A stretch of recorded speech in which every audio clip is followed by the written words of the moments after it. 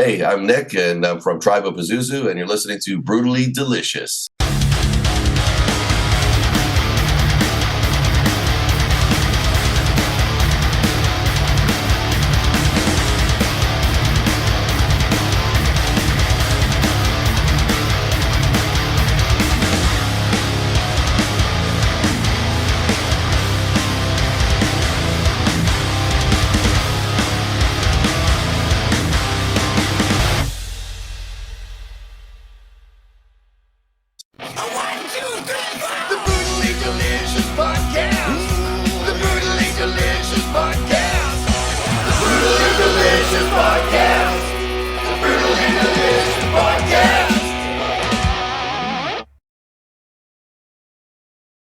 Hey, there you are. Good to see you. Good to see you too. Where are you located? You guys up in Canada? Yeah. What part? Toronto. Oh, okay, nice. My partner's from Toronto. He couldn't make it today, but he lives up there as well. Right on. Nice. Get some of the stuff out of the way here. Yeah, no worries. Thank you for taking the time. Yeah, no problem. Thanks for doing this. So let's talk about Tribe of Pazuzu. Did I get that right? Yes, sir. I was worried I was going to butcher it. I don't even know where to start with this, except that Blasphemous Prophecies is heavy as fuck. Awesome. I'm loving it. Appreciate it. Yeah, I've been jamming that all morning. What's it been like? What's been the response to it so far? Still a little early, actually. I've seen just only one review. Actually, a couple of just small, quick reviews. Basically, just on the one single. So I haven't heard too much feedback yet. So I'm kind of excited to see what everyone's thinking. It's I mean, it's heavy as hell, but it's also got a pretty heavy message as well. Oh yeah. I would think, right? It's pretty much the times, I believe, right? Maybe I'm interpreting it wrong, but it's very. I was envisioning the times that we're living in as I'm reading the lyric video. Right, sure, yeah, for sure. I see that. I guess that's just one of those things. I was thinking more of like thinking Nostradamus and thinking of like prophecies and stuff like that of like for the lyrics and stuff like that, and it does tie in with what's going on. Like it's everyone's very unsure of what's going on and what's going to happen. Right. And everybody's got their own predictions, and everybody's wrong, and right. That's interesting about music, right? So you write a song, and you've got one thing in mind, but when it gets out there to people wherever in their houses in India, it takes on a whole new meaning, right? Right. True. Yeah. I did see one person comment on the video saying how the lyrics could be almost interpreted as like a Christian song, and I didn't think about that until he mentioned that, and it's just like it doesn't really go one way or the other, or just so like the Book of Revelations the facts a little bit. Sorry. So like a Book of Revelations kind of thing. Yeah, kind of. Yeah. Oh, that's interesting. So when you guys are writing, are you guys able to write together? Are you guys all writing, in the same room? Or are you bouncing things back and forth, or is it mostly just you and your partner there? Yeah, it's just me in my home studio. I just writing usually late at night after work. Coming up with stuff and just piecing it all together, and then I present it to everybody, in the band who's going to work on it, and we just go from there. So I haven't really written with anybody at all. Oh, really? So you just do it all? Yeah, pretty much. Yeah. Nice. And then you just email the parts, or do you eventually get to jamming it together in a room? We have never jammed in a room together ever. I've jammed with Randy a couple times, only to just to go over everything. Like I send him all the tabs and stuff. Right. And then we just there's little finer points that I'd like to go over, so I got him to come down and we go over that stuff. And it's only usually one meeting that we have, and then we're off to Montreal, so to record the album. Yeah. Nice. So I saw you have a bunch of guest appearances on the record. Yeah, we have a couple. Yeah. Sorry. How did those come about? Are you friends with those people, or did you just? Yeah, definitely. I've known both those guys for, like Luc and Jorgen from at least from 89, 90, 91, from, playing shows and, just knowing these guys in the scene and playing shows with them and everything, and crossing paths quite a few times. So when it came to do the album, I was talking with Christian, who was producing the album. we were at his place, and we were talking about the Gorguts album, the Colored Sands, and just how amazing it was. Just like it's one of those albums just blew us away. And we were talking about that, and I mentioned to him that I tried to get Luc for a previous EP to do some backups, but it was a little bit lost in translation because I was dealing with the guy who runs their Facebook page, and he had to send the message to Luc, and he's incredibly busy these days. And it was very short notice too for the last EP, so it just kind of happened. It didn't really come about. So I talked to Christian this time. We were just kind of throwing it around, just like, just mentioning it, and then he goes, "Oh, you want to get Luc?" And then he's just like, just calls him up, and he's like, "Hey, I got Nick here." And he's like, "Oh, fuck, I love Nick. I would love to do something with him." I'm just like, wow. He's like, he was very had a lot of praise, and it was just like, it's been a while since I talked to him because he's been really busy, and just different paths over the years. But just good to hear that these guys are still holding in high regard our friendship and our work together, and the work that we do. And they were, no matter how busy they were incredibly forthcoming on just working on this with me, and I was really happy about that and excited about that. And Jorgen was the same way too. He was very busy, and he just said, "Yeah, for you, anything, no problem. I'd love to do it. Because I guested on a Torture Division song like 10 years ago." Oh, really? Yeah, and Jorgen wanted me to sing on it, and so I did a track, and then he put a pitch shifter on it. Like, I didn't get to do all that stuff, so he kind of changed it over there what he was doing, and it was really cool just to be on one of their albums, one of their recordings. It was just, so I kind of wanted to return the favor. Plus, it was something I was always thinking about too. Like, I love Jorgen's vocals, and I wanted to get him on a song too. So. Right. I think what's really interesting about the metal community, or even just the heavy music community, is it's sort of like a family, right? I mean, everybody kind of, you're busy, like you said, you miss Pats, but you still can connect and do that sort of thing. And I don't know that you find that in any other genre. Right, sure. It seems that way because, it's very niche-y what we're doing, extreme music. It's not for everyone. And, the fact 30 years later we could sit here and just like I could contact these guys, and they're just like, yeah, for sure, man, I'd love to do it, and it's just, I don't want to get sappy, but really touches you, Yeah, like, wow, these guys, the solid guys, and I appreciate that they helped me out on this. That's great. You ever imagine you'd be doing this? You just said 30 years. You ever imagine you'd be doing this 30 years later? It's funny because, like, when you're in your teens, even though you think you're unstoppable and you got the world, like right there at your feet and everything, you still think like ahead, like, oh, I'm not going to probably do this when I'm 50 years old. And you see other people saying this too. Like, I mean, even like, I think I even seen Mick Jagger say the same thing, right? Like way back, and he's still doing it, right? So I probably I sat back a few times in the scene, over the years, and creating music and stuff like that, because it does take its toll. It's like it's not a easy thing to do, and to push it and to market it and to play shows. It's very grueling, task to get out there, right? Especially if you're all DIY too. Yes. So. You think like sometimes, oh yeah, I'll be, by 50, oh man, right.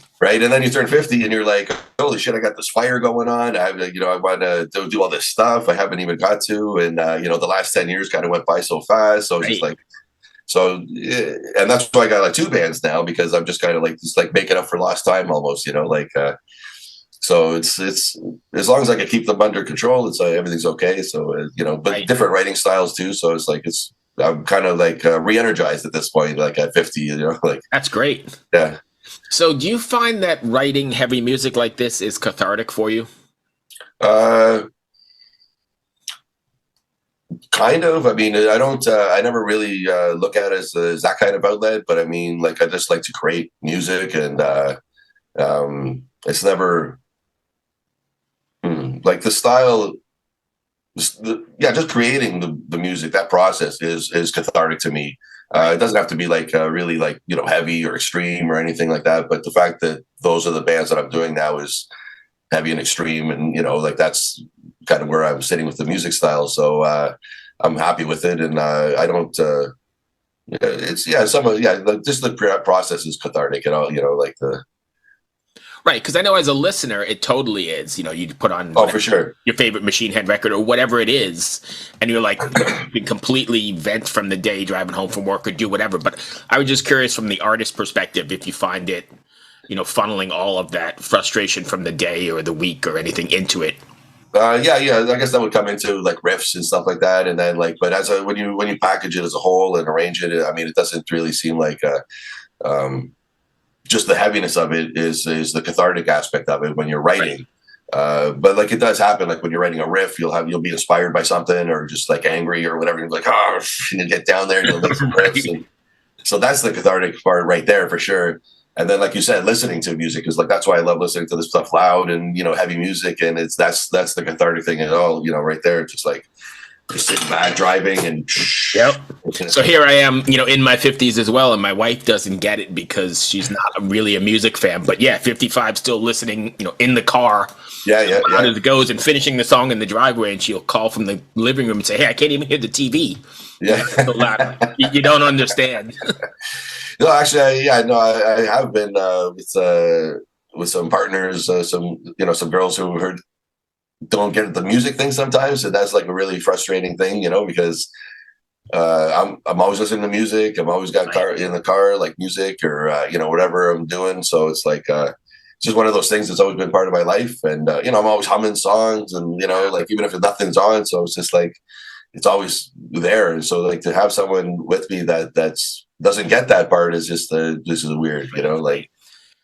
So everyone's got I guess a story or a story of when they first got into heavy music, when it first caught them. Like, so for me, I remember like a record store when I was in junior high school, and Diary of a Madman was on the shelf, and I picked it up, and it caught me, bit me, and then the journey began from there. What was yours?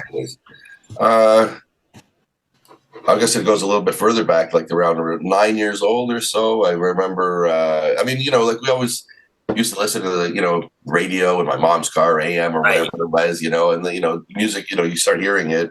And then I remember my mom bought me, like around 8 or 9 years old, she bought me like a tape deck with AM, FM in it. And I started taping songs off the radio all the time, and I remember going to, some shopping place or whatever, and then they had records there. And one of the first albums I picked up was Kiss Dynasty. You know what I mean? You see the face on the cover. I was like, oh, wow, but I already knew Kiss at the time. So I was just like, I got to get this. Right. And so I was like, that's when it kind of really started. And, listening to the radio, like AC/DC, Rush, Pink Floyd, whatever else was on the radio at like, 79, Right. So it started from there. And then, it always was into rock. Like I was saying, like, listening to AC/DC on the radio and stuff. And it goes from there to like, we got into like heavier stuff. Like you start finding stuff like, Judas Priest, Iron Maiden, and Exciter, like it just started getting heavier and heavier. Heavier, right. And I think, it still hasn't really ended. I mean, like now, like I'm listening to like, stuff like Nocturnal Graves and, and it's just, it's like fast and brutal and just, the progression is right there. Like, but. Fair enough. So, are you planning on taking Tribe of Pazuzu out on the road? Yeah, I would love to. I keep trying to do stuff, but having a band with like professional superstar players and it's like hard to get it out there and get do my thing, right? I mean, because like these guys are so busy. So right, and I don't even know the level to expect out there either. So like I don't want call up Flo and we got a show and then we're playing a like little dinky place, right? I mean, like I know he would probably expect more of a level of quality and professionalism, on his end, and I don't even know exactly what he would need. Like I'm trying to touch base with him now about like what his specifications are for playing live, because I'm trying to set something up for this summer. It's still proving a little difficult, so it's definitely something I want to do. It's just got to do the timing of it, so on top of what you're saying, getting the musicians organized, I also think it's probably a little tough out there because everyone is playing now, right? The floodgates opened up in the pandemic, and it's everyone. Everyone. A lot of people use that time to get their stuff in order. Yes, and then as soon as it was over, everyone was ready to go. Right, like, but that floods the market, and fans only have a certain amount of cash, right? Right, true. And there's a lot of package tours going through. I see, like, like a lot of these big bands, they're all touring, and Yeah. yeah, they're selling their shirts like $50, and it's like it's quite the scene out there. But I don't know. I think what we're doing is still niche enough that in that scene that we can still go out and do it, that it won't affect other tours. I don't think we're gonna, Amon Amarth is gonna like affect what we're doing. You know what I mean? It's kind of different, and but I don't know. We're not at that level either. You know what I mean? Look, we haven't done the touring circuit, so it's like starting from scratch. But it's just, I mean, there's still a market for like underground shows for sure. Like, oh yeah, I don't think that's going away. No. I'm happy that it's all back, and it's great playing shows again. I love it. Yeah. Like I've been playing with my other band, so which is called Nihilist Death Cult. And we've been playing with that, and the show's been great, and it's just great to get back to everything. So slowly and surely we'll get some tribe stuff going, but it just got to be placed right, Right. Are you planning on following the new business model of like releasing a single every 6 weeks or something like that with a video, or is it? No, we still stick to I mean, like up until now, I just had the idea to do the EPs. And that's how the first 2 EPs came about. And it was going to be 3 EPs in a row. But after the second one got a little bit of traction, we were like, should we waste the time doing another EP? And the fans want an album. So just like, okay, well, let's do an album this time around. And that's because also there's still some kind of like, not discrepancy, but like some people still put EPs and albums in different categories, and like, album of the year, and you got an EP, so it's like, oh well, tough luck, Eddie. Tough luck there. So it's like, and I think that business model is probably like going to be fading soon. Like but I hear people saying that all the time, like about the full length album, because I don't think even people have the attention span sometimes. No. We talk about that a lot on the show. I mean, people like my son's age, they have the 3-minute attention span and then listen to like 30 seconds of that 3-minute song. But, there are people like me who still, I'm still the vinyl guy, or you can't say it, yes, but yeah, I'm still the vinyl guy.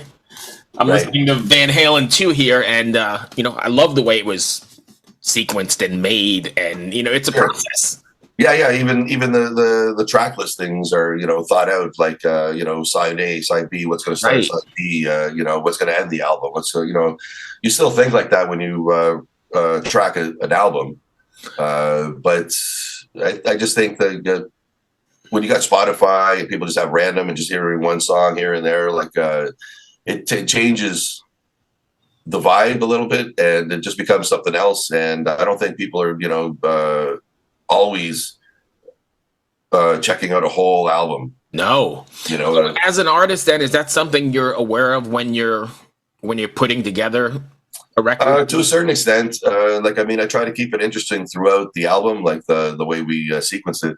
But it doesn't affect the writing at all, because I always put the strongest songs to go forward. You know what I mean? Like if there was 10 songs, and the last 2 got dropped a little bit just because they were not as strong as the other ones, and we wanted to just kind of do everything, just have it, like yeah. I'm a loss for words a little early there for me, so like I'll have some hand gestures. I hope you understand. No, that's all good. That brings me to the end of my questions. Did I miss anything you wanted to cover? No, not really. I mean, I think that was pretty much everything. It's is there something else you wanted to ask, or no? I think we've covered them. I enjoyed just kind of that's pretty good. Yeah, I like just talking and going, seeing where it ends up. So I know we didn't stay on Tribe the whole time, but oh yeah, for sure. I don't know what else to add to anything. Are you guys pretty active social media wise, or is that? Yeah. And actually, it was pointed out because I have, like I said, I have the other band called Nihilist Death Cult. Right. And the slogan we use on some social media is "Make metal hate again." So it just is a very angry, hardcore punk kind of thing with metal influences, death metal and everything. But I find there's a lot of anger is missing from music, and I don't mean anger as in like or hate as in like any kind of weird social thing or whatever. It's more like just like an energy. Like there's a lot of things you can hate without crossing over into these like, racism or whatever. Like Right. people try to, pigeonhole you into these things because you use the word hate, and it's like, well, no, that's not what we're saying at all. We're trying to say that the music needs an urgency. It needs an anger about it. It doesn't. You're playing metal. It's always 110%. It's not like you're playing it at 80% ever. Like it's like every musician that I play with is has to be at that level. Otherwise, you're not going to get the point across. You know what I mean? Right.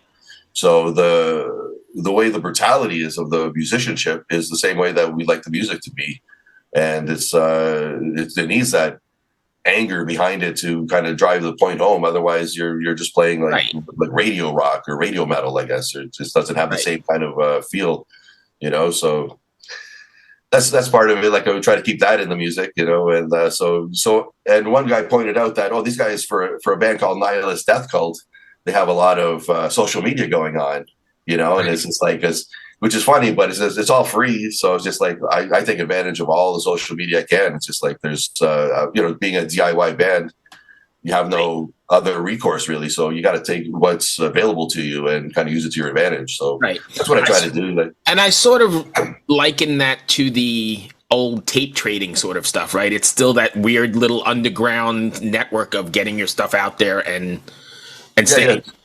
Yeah, I totally agree. I mean, it has that thing because, like, I do share bands and music that aren't mine all the time. Like, anything that's new that I like coming out, and I'd like to push stuff. And like, hey, this is new. Check this out. This guy's got a new album. Right. So I always like to do that, and I'm not trading anything, but I'm like to share. And I'm right. Like, hey, no, but I mean, it kind of reminds me of that. It's that same sort of, we're not trading tapes, but you're trading digital files and yeah.